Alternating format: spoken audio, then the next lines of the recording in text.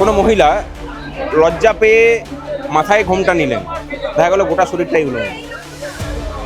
মুখ্যমন্ত্রীর অবস্থাটাও তাই হয়েছে এখন। গোটা ভারতবর্ষের তুলনায় প্রত্যেকটা জিনিসের দাম এখানে বেশি থাকে, কারণ রাস্তায় রাস্তায় উন্নয়ন দাঁড়িয়ে থাকে। সেই উন্নয়ন ওখান থেকে কাটমানি তোলে। সুপ্রিম কোর্টের নির্দেশ, তারপরেও আপনাদের বকেয়া ডিএ। রাজ্য জুড়ে আপনারা ধর্মঘট করলেন। নবান্নর তরফ থেকে দাবি করা হচ্ছে যে আপনাদের ধর্মঘট সফল হয়নি, নবান্ন চলছে। ওনারা যদি নবান্নটাকেই গোটা রাজ্য ভাবেন, আমরা খুশি। নবান্নটাকে সচল রাখুন। অনেক সময় দেখবেন কি যে কোনো মহিলা লজ্জা পেয়ে মাথায় ঘোমটা নিলেন, দেখা গেল গোটা শরীরটাই উলঙ্গ। মুখ্যমন্ত্রীর অবস্থাটাও তাই হয়েছে এখন। নবান্নটাকে সচল রেখে যদি স্বস্তির ঢেকুর তোলেন, তাকে জানিয়ে রাখি আপনার গোটা রাজ্যটাই বেআব্রু হয়েছে। আজকে গোটা রাজ্যটা মেরুদণ্ডী মানুষের প্রতিবাদে আজকে স্তব্ধ হয়ে গেছে। আমাদের কাছে এই বার্তাটাই যথেষ্ট। নবান্নে কি হলো না হলো আমরা সেটা নিয়ে ভাবছি না। মানে আপনাদের এই বারে বারে সুপ্রিম কোর্টের নির্দেশের পরও আপনাদের দিয়ে আটকে রাখা, কিভাবে দেখছেন, কি বলবেন? গণতান্ত্রিক ব্যবস্থা তো নয় এটা। এই রাজ্যে সুপ্রিম কোর্ট কোনো মান্যতা পায় না। সুপ্রিম কোর্টের পেরিফেরির বাইরে এই রাজ্যটা। এটা সংবিধানের দ্বারা পরিচালিত, নির্দেশিত কোনো একটা ভারতবর্ষ, তার একটা কোনো প্রদেশ নয়। এটা বরং অনেক বেশি করে ভারতবর্ষের মধ্যে থাকা একটা অঙ্গরাজ্য, যে নিজেকে মনে মনে স্বাধীনতা ঘোষণা করে নিয়েছে। সেখানে সেই সুপ্রিম কোর্টকে মান্যতা দেওয়ার লড়াইও আজকে লড়াইটা আমরা লড়ছি যে রাষ্ট্রপতির মতো পদ এখানে মান্যতা পাবে কিনা। আমরা লড়ছি যে এই রাজ্যের ছেলেমেয়েরা স্বচ্ছতার সাথে নিয়োগ পেয়ে এই রাজ্যের দপ্তরগুলোতে স্থায়ীভাবে চাকরি করতে পারবে কিনা। লড়াইটা অনেক কিছু নিয়ে, লড়াইটা রাজ্যটাকে বাঁচানোর নিয়ে। এই রাজ্যের সবথেকে বড় সমস্যা কি জানেন তো? দুর্নীতি, প্রাতিষ্ঠানিক দুর্নীতি। কীরকম, আমি একটা উদাহরণ দিই। নদীর ঘাট থেকে বালি তোলা হচ্ছে, সরকারের ঘরে নামমাত্র ট্যাক্স জমা পড়ে।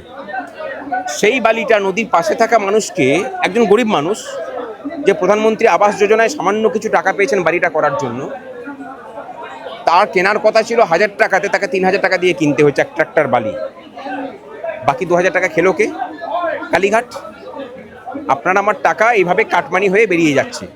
এটা প্রত্যেকটা ক্ষেত্রে।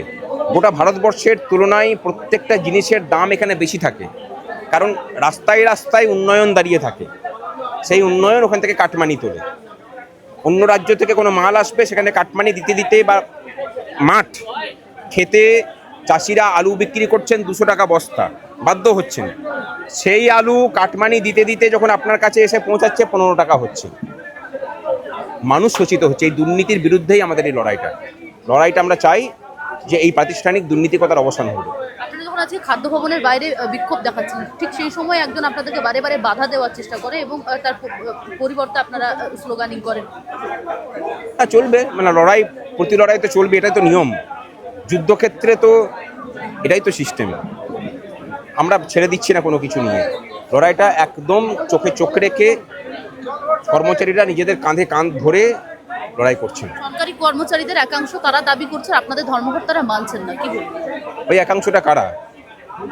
আমরা বললাম তো, আপনারা দেখেছেন খাদ্য ভবনে আমরা গোলাপ ফুল দিয়েছি। মেরুদণ্ড বন্ধক রাখা অনুপ্রাণিত কর্মচারী তারা তো থাকবেনই।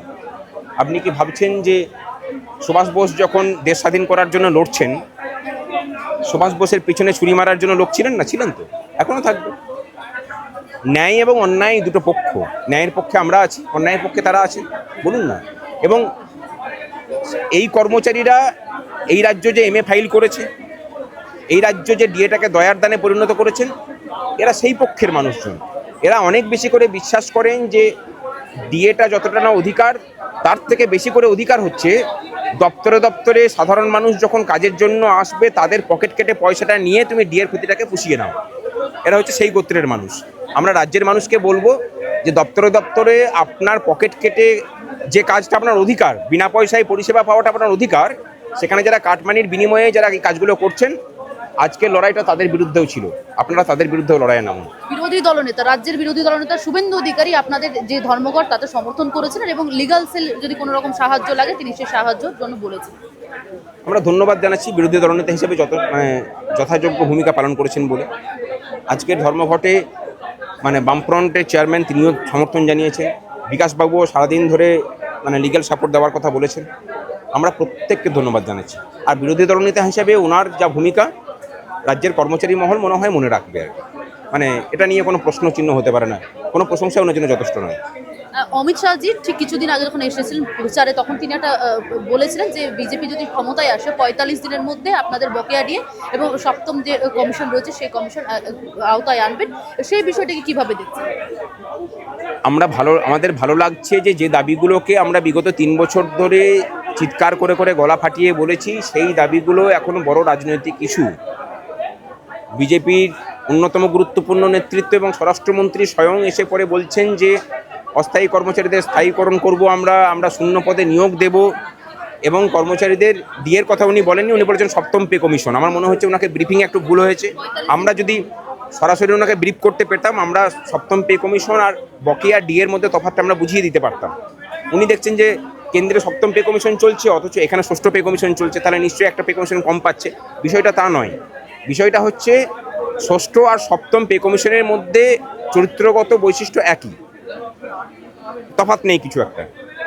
তফাৎ যেটা আছে ডিএতে তফাৎ। ওরা 58% ডিএ পাচ্ছে, আমরা 18% পাচ্ছি। 40% ডিএটা যদি ওনারা মিটিয়ে দেন, আমার মনে হয় কর্মচারীরা ঢেলে ওনাদের সঙ্গ দেবেন। সামনে বিধানসভা নির্বাচন আসছে, বারে বারে প্রচার চলছে, যেমন দাবি করা হচ্ছে মুখ্যমন্ত্রী চতুর্থবারের জন্য শপথ নেবেন, এমনটা তৃণমূলের তরফ থেকে দাবি করছে। আপনাদের ডিএ এখনো পর্যন্ত মিটল না, সুপ্রিম কোর্টের নির্দেশের উপরও এই যে মিটল না ডিএ, তার প্রভাব কি পড়বে সামনে বিধানসভা নির্বাচন? তা মুখ্যমন্ত্রীর অবস্থানের যদি বদল না ঘটে, মুখ্যমন্ত্রী কে থাকবেন জানি না, কিন্তু প্রাক্তন মুখ্যমন্ত্রী হিসাবে অতিথির দলে উনি সামনের সারিতে বসে থাকবেন, সেই বিষয়টা আমরা নিশ্চিত করব। ভালো ভালো খবর দেখতে সাবস্ক্রাইব করুন বাংলা হান্টের ইউটিউব চ্যানেল। বাংলা হান্টের আরও খবর দেখতে নজর রাখুন। বাংলা খবর মানেই বাংলা হান্ট।